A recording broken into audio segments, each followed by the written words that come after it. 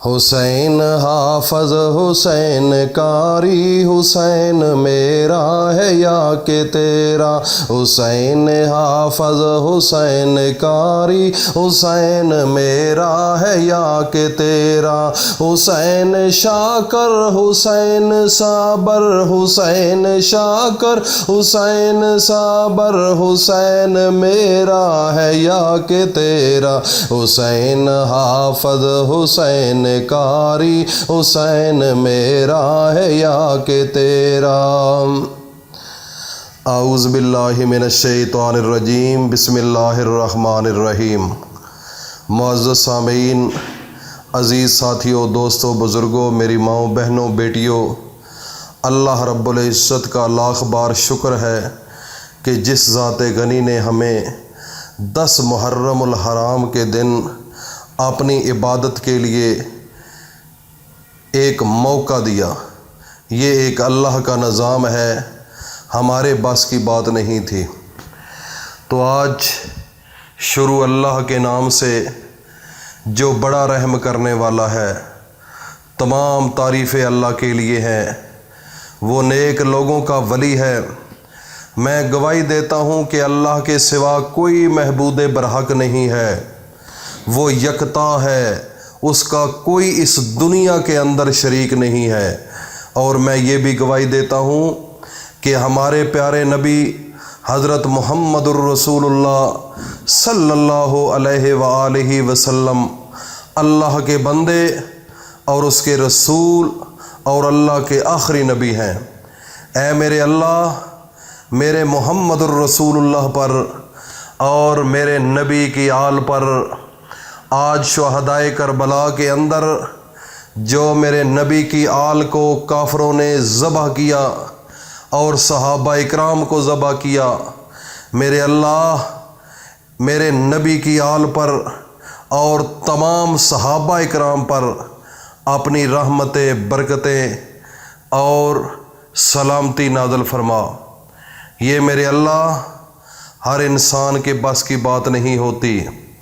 یہ ایک انسان اللہ رب العزت نے بنایا ہے، بڑی عظمت اور عزت کے ساتھ اس کی تخلیق کی، اور آخر کار کیا ہوا آپ کو پتہ ہے کہ میرے نبی حضرت محمد مصطفیٰ صلی اللہ علیہ وآلہ وسلم کے نواسوں کو، جن سے آپ اتنی محبت کیا کرتے تھے، اتنی محبت کہ ایک دفعہ میرے نبی کے نواسے حضرت امام حسن اور حسین، آپ ان کی اپنی بیٹی کے گھر فاطمہ الزہرا کے پاس گئے تو آپ دونوں بیٹے پنگوڑے میں تھے اور رو رہے تھے۔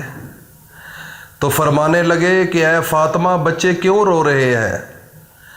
فرمایا یا رسول اللہ، آج کھانے کے لیے کچھ نہیں ہے، تو اس لیے بھوک کی وجہ سے رو رہے ہیں۔ تو میرے نبی حضرت محمد مصطفیٰ صلی اللہ علیہ وآلہ وسلم نے اپنے حسن کو اپنی گود میں لیا، اپنے نواسے کو اپنی گود میں لیا، حضرت حسن علیہ السلام کو، اور اپنی زبان کو نکالا اور حضرت حسن کے منہ میں ڈال دی، اور حضرت حسن رضی اللہ تعالیٰ عنہ اس زبان کو چوسنے لگے۔ چوستے چوستے چوستے تھوڑی دیر کے بعد حضرت حسن علیہ السلام مسکرانے لگے۔ تو آپ نے بچے کو اٹھا کر پنگوڑے میں ڈال دیا۔ اس کے بعد آپ حضرت امام حسین کے پاس گئے تو اس کو بھی اسی طریقے سے گود میں لیا۔ تو جب گود میں لیا تو آپ نے اپنی زبان کو نکال کر حضرت امام حسین کی منہ میں ڈال دی۔ تو حضرت امام حسین جس طرح ایک دودھ پیتا ہے بچہ ماں کا، اور اسی طریقے سے حضرت امام حسین میرے نبی کی زبان کو چوسنے لگ گئے۔ تھوڑی دیر کے بعد حضرت امام حسین چوستے چوستے مسکرانے لگے۔ تو آپ صلی اللہ علیہ وآلہ وسلم نے حضرت امام حسین کو اس جگہ پر رکھ دیا۔ تو دیکھو میرے نبی کی محبت۔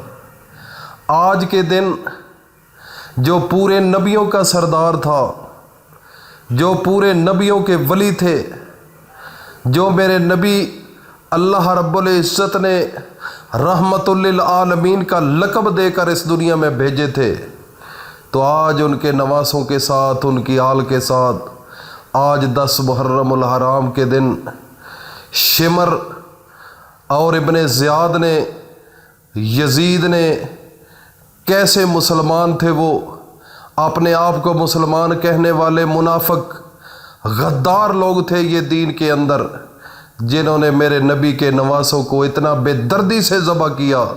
خدا کی قسم یہ تاریخ نہیں بھول سکتی، یہ تاریخ کبھی بھول ہی نہیں سکتی۔